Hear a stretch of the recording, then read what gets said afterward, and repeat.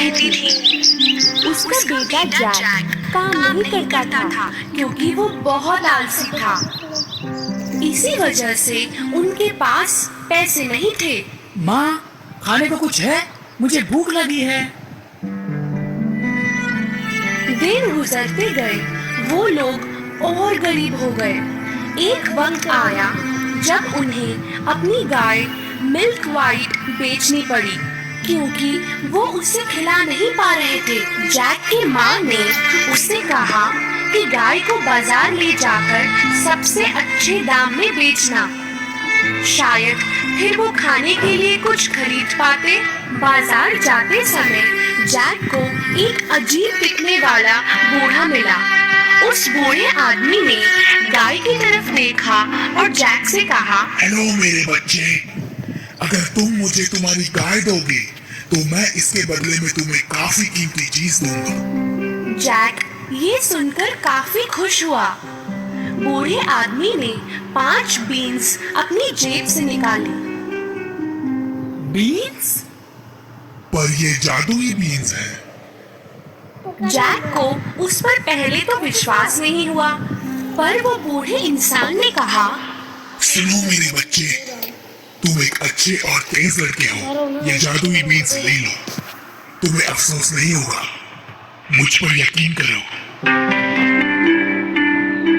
Jack ने उस पर विश्वास किया और उस जादुई बीन के बदले अपनी गाय मिल्क वाइट उसे दे दी। अपने काम से खुश होकर जैक घर की तरफ दौड़ा। माँ, देखो मैं क्या लाया हूँ। जैक को इतना खुश देखकर उसकी माँ को ये लगा कि वो गाय को बहुत ही अच्छे दाम में बेचकर आया है। जब जैक ने अपनी माँ को जादुई बीन्स दिखाई तो वो नाराज हुई। उसने उस जादुई बीन्स को गार्डन में फेंक दिया और जैक को अपने कमरे में जाने के लिए कहा, तुम अपने कमरे में ही रहोगे जब तक मैं तुम्हें बाहर आने के लिए नहीं कहती। आज तुम्हें कोई खाना नहीं मिलेगा।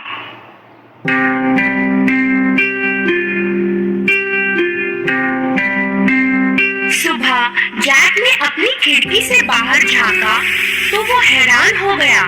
उसके कमरे की खिड़की से उसने देखा कि एक पौधा बहुत तेजी से बढ़ रहा है।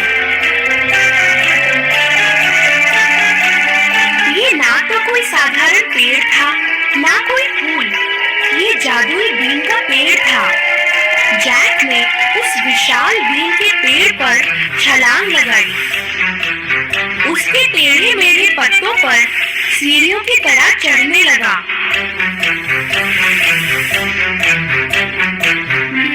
कुछ देर चढ़ने के बाद उसने अपने आप को एक अजीब जगह पाया। वहाँ सब कुछ बड़ा था। उसने एक फूलों से भरा रास्ता देखा जिसके किनारे पे एक बड़ा सा घर था। जैक घर की तरफ पहुंचा और उसने दरवाजा खटखटाया। एक विशाल औरत ने अंदर से जवाब दिया, मैं आपसे पूछने वाला था कि आपके पास कुछ खाने को होगा? हाँ है, पर तुम्हें मेरे पति के आने से पहले जाना होगा यहाँ से। मेरे पति को छोटे बच्चे बहुत पसंद हैं, वो उन्हें खा जाते हैं। जैक बहुत डरा हुआ था पर उतना ही भूखा भी था। जैसे ही वो कुछ खाने के लिए टेबल पर बैठा, उसने सुना कि कोई गहरी आवाज में बाहर बात कर रहा था। मुझे बच्चे की खुशबू आ रही है, कच्चा या पक्का कुछ भी चलेगा, मैं उनको ढूंढ के ही रहूंगा। उस औरत ने जैक को आवाज दी, अभी के अभी ओवन में जाकर छुप जाओ बच्चे। जैक ओवन में जाकर छिप गया। वो राक्षस किचन में जाकर सूंघने लगा।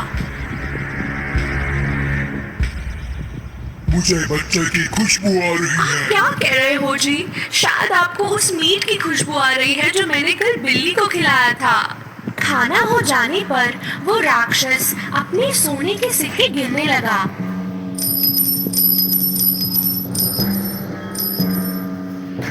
कुछ देर बाद वो गिनते गिनते थक गया और सो गया।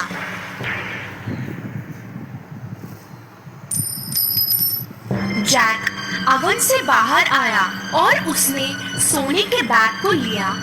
उसने बैग को बीन के पेड़ के नीचे फेंका और वो पेड़ से नीचे उतरने लगा।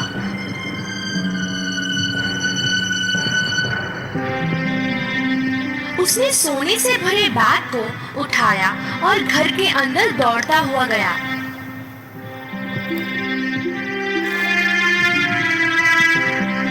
जैक की माँ ने सोने को देखा तो वो बहुत खुश हुई। उस दिन के बाद वो कभी गरीब नहीं रहे। लेकिन कुछ महीनों बाद जो कुछ भी सोने का उनके पास था वो खत्म हो गया। जब और कोई रास्ता नहीं था, जैक फिर से बीन के पेड़ पर चढ़कर उस राक्षस के घर पहुंचा। पिछली बार जब तुम यहाँ आए थे तब हमारा एक सोने का बैग चोरी हो गया था। पर फिर भी उसने जैक को प्यार से अंदर बुलाया। थोड़ी देर में राक्षस घर पहुंचा। मुझे बच्चे की खुशबू आ रही है। कच्चा या पक्का कुछ भी चलेगा, मैं उनको ढूंढ के ही रहूंगा। राक्षस की आवाज सुनते ही जैक अवन में जाकर छुप गया। खाना हो जाने पर राक्षस ने अपनी पत्नी को मुर्गी लाने के लिए कहा।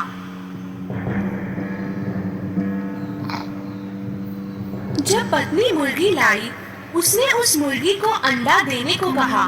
जैक को यह देखकर ताज्जुब हुआ कि उस मुर्गी ने सोने का अंडा दिया। और जब राक्षस सो गया, जैक अवन के बाहर आया और उसने मुर्गी को उठाया और नीचे की तरफ दौड़ा। सोने के अंडों की वजह से जैक और उसकी माँ फिर से अमीर हो गए थे। पर कुछ समय बाद जैक ने फिर से अपना लक ट्राई करने की सोची और वो बीन के पेड़ पर चढ़ गया। इस बार वो राक्षस के घर में छुप के घुस गया, उसकी पत्नी से छुपते हुए, और बड़े से कॉपर के पॉट में जाकर छुप गया। थोड़ी देर बाद राक्षस आया। मुझे बच्चे की खुशबू आ रही है। कच्चा या पक्का कुछ भी चलेगा, मैं उनको ढूंढ के ही रहूंगा। इस बार राक्षस की बीवी ने जैक को पकड़वाने का तय किया। अगर कोई बच्चा है तो शायद अवन में होगा। जैक कहीं और छुपा था। राक्षस और उसकी पत्नी ने सारा घर छान लिया, पर उन्हें बच्चा नहीं मिला।